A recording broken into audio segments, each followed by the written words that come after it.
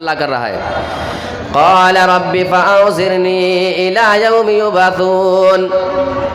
ابلیس اللہ رب العالمین سے کہتا ہے اے میرے رب تو مجھے مہلت دے دے، تو مجھے قیامت تک کے لیے مہلت دے دے. قال فإنک من المنظرین. جب ابلیس نے اللہ رب العالمین سے مہلت مانگی، ابلیس کہتا ہے کہ جا میں نے تجھے مہلت دے دیا ہے الی یوم الوقت المعلوم، میں تجھے قیامت تک کے لیے مہلت دے رہا ہوں. ابلیس نے مہلت مانگی، اس کو مہلت اللہ نے دی. اب آگے کے الفاظ ذرا غور سے سنیں، اور اگر آپ کے اندر ایمان کا ذرہ برابر بھی کوئی چیز موجود ہے، ایمان نام کی کوئی چیز، تو آج کے بعد سے اس آیت کو ذرا غور سے سنیں اور اس پر عمل کرنے کی کوشش کریں.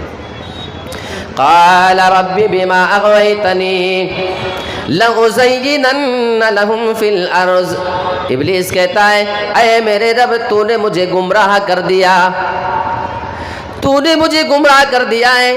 میں جو جنت سے نکالا جا رہا ہوں، میں جو ہمیشہ کے لیے جہنمی ہو گیا ہوں، اس کا ذمہ دار تو ہے، تو نے مجھے گمراہ کر دیا ہے. میرے پیارے مسلمان بھائیو، آپ ذرا اندازہ لگاؤ، ابلیس ہمارے رب کے سامنے اتنی زیادہ خطرناک بات کر رہا ہے، ہمارے رب پہ وہ الزام لگا رہا ہے کہ تو نے مجھے گمراہ کر دیا ہے.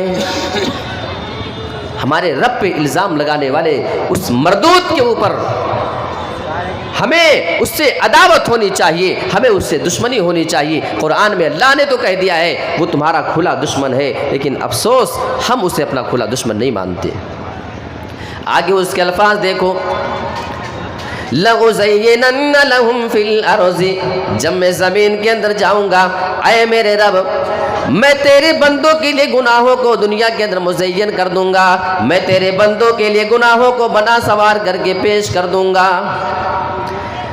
میں گناہوں کو ایسا بنا کر کے ان کے سامنے لاؤں گا کہ گناہ انہیں گناہ نظر نہیں آئے گا. ہوگا تو گناہ ظاہری طور پہ میں اسے اتنا زیادہ اچھا بنا دوں گا کہ اسے گناہ نظر نہیں آئیں گے. اور آج یہی معاملہ ہم دیکھ رہے ہیں. آج ہماری بہن بیٹی کسی مسلم لڑکے کے ساتھ بیٹھ کر کے تعلیم حاصل کرے، وہ کسی غیر مسلم کے ساتھ بیٹھ کر کے علم حاصل کرے، آج ہمارے ایمان پہ ذرہ برابر کوئی فرق نہیں پڑنے والا ہے. آج ہماری بہن بیٹیاں اپنے خالہ زاد بھائی کے ساتھ، پھوپھی زاد بھائی کے ساتھ، ماموں زاد، چچا زاد، جتنے بھی زاد والے رشتے ہوا کرتے ہیں، آج ان کے ساتھ وہ موٹر سائیکل پہ بیٹھ کر کے آپ کے چوراہے پہ گھوما کرتی ہے، مارکیٹنگ کیا کرتی ہے، وہ گھنٹے گھنٹے ان کے ساتھ اکیلی جایا کرتی ہے، لیکن ہماری غیرت نہیں جاگ رہی ہے. اللہ رب العالمین فرماتا ہے ابلیس نے اللہ رب العالمین سے یہ وعدہ کیا تھا میں گناہوں کو ان کے لیے مزین کر دوں گا، بنا سوار کر کے پیش کروں گا. پھر ہمیں یہ کہنا پڑتا ہے اے ابلیس ہے تو سب سے بڑا جھوٹا، لیکن اس معاملے میں تو کتنا سچا ہے، تو نے اپنے وعدے کو سچا کر دکھایا. آج بڑے سے بڑے گناہ پھر ہمیں گناہ نظر ہی نہیں آتے ہیں. ہماری وہ بہن بیٹیاں جن کے بارے میں اللہ رب العالمین اتنی زیادہ سخت تاکید فرما رہا ہے، اللہ رب العالمین اپنے نبی کی بیویوں کو مخاطب کر کے کہہ رہا ہے یا نساء النبی، اے نبی کی بیویوں، لستن کاحد من النساء، تم عام عورتوں کی طریقے سے نہیں ہو، تمہارا مقام اور مرتبہ ہم نے بہت ہی بلند کر رکھا ہے.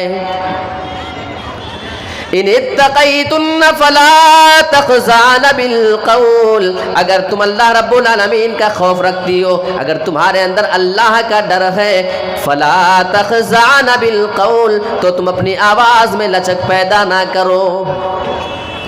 یہ بولنے والی کون؟ نبی کی بیویاں ہیں جو پوری کائنات میں سب سے زیادہ معتبر عورتیں تھیں. میرے پیارے ساتھیوں، اللہ ان کو بھی اجازت نہیں دیتا کہ تم نرم آواز میں کسی سے بات کرنا. کیا ہونے والا ہے نرم آواز میں بات کرنے سے؟ اس طریقے سے بات کرنے سے کیا ہوگا؟ فَيَطْمَعَ الَّذِي فِي قَلْبِهِ مَرَضٌ، ہو سکتا ہے کسی کے دل میں کوئی بیماری ہو، کوئی بیمار دل آدمی ہو، آپ کی نرم آواز کو سن کر، آپ کی لچکدار آواز کو سننے کے بعد وہ کہیں اپنے دل میں کوئی غلط خیال نہ پال لے، اس لیے تمہیں اجازت نہیں کہ تم نرم انداز میں بات کرنا. اب آپ سے میں ایک سوال کرتا ہوں، یہاں علماء کی بڑی جماعت موجود ہے. آپ مجھے یہ بتائیں نبی کی بیویوں کو سب سے زیادہ کن سے بات کرنا ہوتا تھا؟ وہ ہمارے نبی کے صحابہ ہوا کرتے تھے یا ان کے بعد والے دور میں وہ تابعین ہوا کرتے تھے جن کے بارے میں اللہ کے رسول جناب محمد رسول اللہ گواہی دے چکے سب سے بہترین زمانہ میرا ہے اور اس کے بعد وہ زمانہ بہتر جو ان کے بعد آنے والا ہے.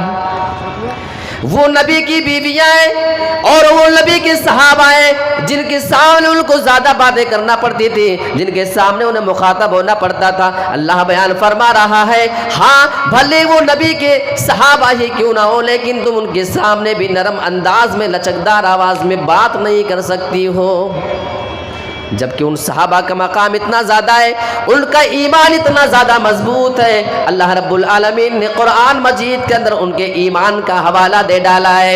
فَإِنْ آمَنُوا بِمِثْلِ مَا آمَنْتُمْ بِهِ فَقَدِ اهْتَدَوْا. اے میرے نبی کے صحابہ تمہارا ایمان اتنا زیادہ مضبوط ہے, تمہارا ایمان اتنا بہترین ہے, اگر دنیا کے تمام لوگ تمہارے ایمان کی طریقے سے ایمان لے آئے فَقَدِ اهْتَدَوْا تو یہ سارے کے سارے لوگ ہدایت پا جائیں گے.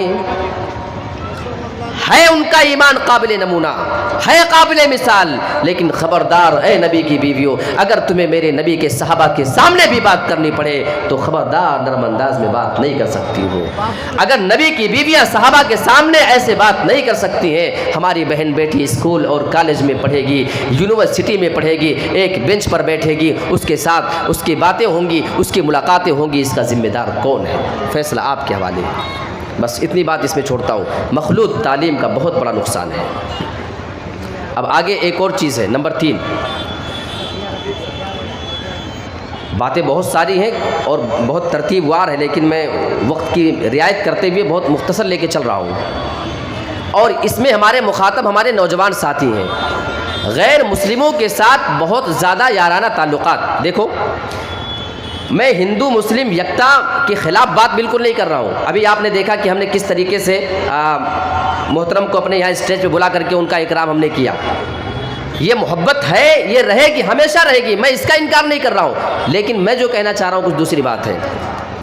بہت سے نوجوان لڑکے ایسے ہوتے ہیں جو کسی غیر مسلم سے محبت ان کی ہوتی ہے, دوستی ہوتی ہے ان میں, اور اتنی زیادہ گہری دوستی ہوتی ہے کہ ان کا ان کے گھروں میں آنا جانا ہوتا ہے, ان کے بہن بیٹیوں کے ساتھ اٹھنا بیٹھنا ہوتا ہے. میں اس کی بات کر رہا ہوں.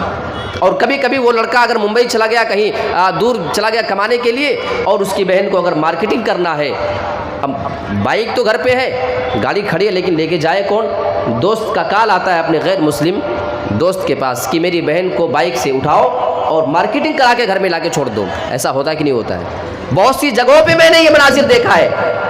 آپ اتنا کام کرو, آگے کا کام شیطان کرنے کے لیے کافی ہے. شیطان وعدہ کر چکا ہے, تم اسے موقع دو, آگے کے کام وہ کر دیتا ہے. اور دھیرے دھیرے اس طریقے سے لوگوں کے درمیان, اور ہماری جو مائیں بہن بیٹیاں جوان خاص طور پہ ہوتی ہیں, وہ ارتداد کے راستے پہ چلی جاتی ہیں اور مرتد ہونے کا راستہ اختیار کر لیتی ہیں کسی کے عشق میں اور محبت میں پڑنے کے بعد. ایک اور اہم چیز بتاؤں آپ کو, کبھی کبھی کچھ لوگ ڈر کی وجہ سے, کچھ جگہ پہ مسلمان کمزور ہیں اور باہر سے دوسرے لوگوں کا فورس ہو رہا ہے, اس کی وجہ سے اپنے دھرم کو چینج کر لیا. ایسے لوگوں کے سامنے اللہ کے نبی جناب محمد رسول اللہ کی استقامت کا معاملہ ہونا چاہیے.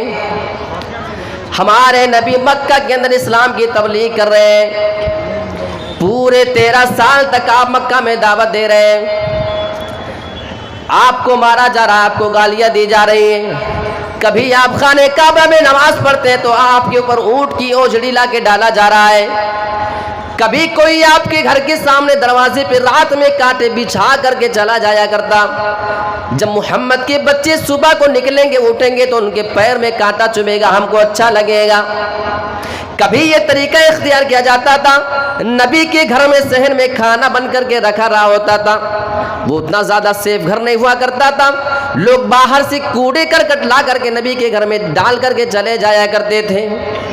یہ ساری کی ساری تکلیف آپ کو دی جاتی تھی, آپ اس کو صبر کر رہے ہیں, برداشت کر رہے ہیں. لیکن آخری ٹائم پہ دار الندوہ کے اندر ایک بہت بڑے لیول کی میٹنگ بلائی جاتی ہے, اس میں مکہ کے بڑے بڑے سردار بلائے گئے. ہم محمد کا کیا کریں؟ اسلام تو پھیلتا ہی جا رہا ہے، اسلام تو رکنے کا نام ہی نہیں لے پا رہا ہے، ہم کریں کیا؟ تدبیر بتاؤ۔ کسی نے مشورہ دیا کہ محمد کو مکہ سے نکال کے باہر کر دیتے ہیں، سارا معاملہ ہی ختم ہو جائے گا، یہاں مکہ میں ہم سیف ہو جائیں گے۔ لوگوں نے کہا جہاں جائیں گے وہاں پہ اسلام پھیلائیں گے، پھر یہ مشورہ صحیح نہیں ہے۔ کسی نے کہا قید کر دو، جیل میں لا کے بند کر دیا جائے۔ لوگوں نے کہا ان کے صحابہ اتنے زیادہ ان کے ماننے والے ہیں، جان پہ کھیل کر چھڑائیں گے۔ اسی محفل کے اندر ایک آدمی کھڑا ہے، ابو جہل اس کا نام ہے، وہ کہنے لگا میرا مشورہ یہ ہے، مکہ کے اندر جتنے قبیلے کے لوگ ہیں سارے قبیلے سے ایک ایک نوجوان اٹھے، وہ اپنے ہاتھ میں ہتھیار لے، تلوار لے، اور آج کی رات جب محمد سو رہے ہوں سارے نوجوان ایک ساتھ محمد رسول اللہ کے اوپر حملہ کر دیں۔ پھر وہ کس کس سے بدلہ لینے آئیں گے؟ ان کے گھرانے والے اتنی طاقت نہیں رکھتے کہ سب سے بدلہ لے سکیں۔ اتنی بات کہنا تھا۔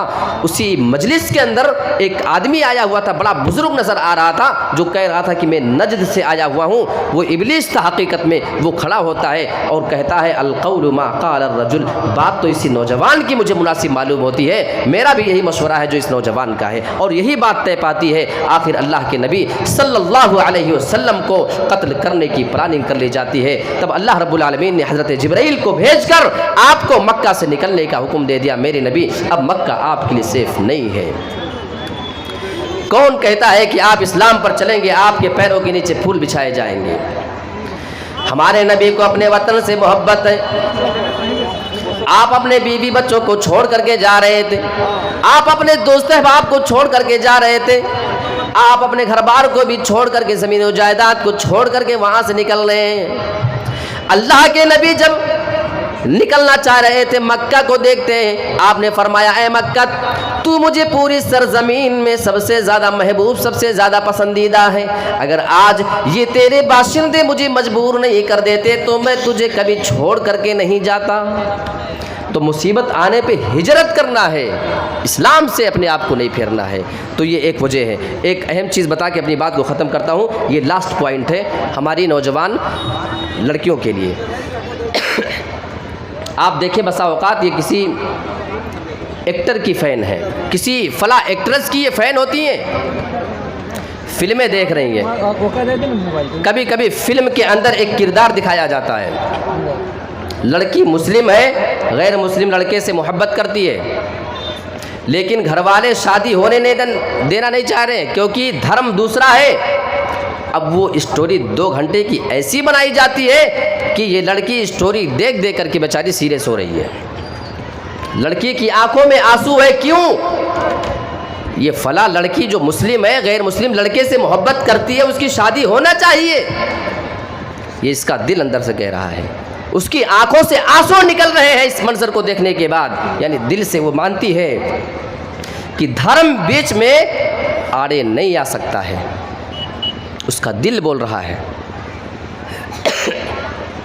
لہذا جب کبھی اس کے اوپر ایسے معاملات آتے ہیں اور اگر کسی غیر مسلم سے محبت کر بیٹھے اور اتفاق ایسا پڑ جائے کہ اس کے ساتھ اگر اسے شادی کرنا ہو اور اسے اپنے دین کو چینج کرنا ہو تو میرے پیارے ساتھیوں، اسلام سے پھر جانے سے پھر وہ کوئی ہچکچاہٹ محسوس نہیں کیا کرتی ہے، کیونکہ اس کا دل اندر سے گواہی دے رہا ہے کہ محبت کے بیچ میں دھرم آڑے نہیں آ سکتا ہے۔ اچھا، یہ جن کو فالو کر رہی ہے نا، جن ایکٹر اور ایکٹریس کی فین ہوتی ہے، ان کی ریئل لائف آپ اٹھا کر دیکھ لیں، ان کی ریئل لائف میں یہی سب ہو رہا ہے۔ ان کے یہاں شادیوں میں نہ لڑکے کا مسلم غیر مسلم ہونا دیکھا جاتا ہے، نہ لڑکی کا مسلم غیر مسلم، یہودی، عیسائی، نصرانی، کسی چیز کا لحاظ نہیں کیا جاتا ہے، بس آپس میں محبت ہو جائے، آپس میں اسٹیٹس اور لیول اگر ان کا میچ کر جاتا ہے تو ان کے درمیان شادیاں ہو جایا کرتی ہیں۔ میرے پیارے ساتھیوں، یہ میں نے آپ کے سامنے بہت ہی مختصر انداز میں وقت کی رعایت کرتے ہوئے، کیونکہ ابھی شاید نکاح کا معاملہ پیش آنا ہے اور اس کے بعد پھر چندے کا معاملہ ہے، آپ تمام حضرات سے گزارش کی جاتی ہے کہ جس طریقے سے اتنے جذبے کے ساتھ آپ یہاں بیٹھے ہوئے ہیں، آپ اس مدرسے کے لیے جو عظیم الشان ادارہ آپ کے علاقے کا ہے اور برسوں سے یہ اپنی خدمات انجام دے رہا ہے اور کئی ایسے لوگوں کو اسلام کی تعلیم دے کر کے یہ رخصت کر چکا ہے، آپ اس ادارے کا تعاون کریں، یہ ادارہ اس بات کا مستحق ہے آپ تمام حضرات کے تعاون کا اللہ رب العالمین سے میں دعا کرتا ہوں کہ پروردگار عالم کہی گئی تمام باتوں پہ تمام حضرات کو عمل کرنے کی توفیق عطا فرما، آمین۔ وآخر دعوانا ان الحمد للہ رب العالمین، والسلام علیکم ورحمۃ اللہ وبرکاتہ۔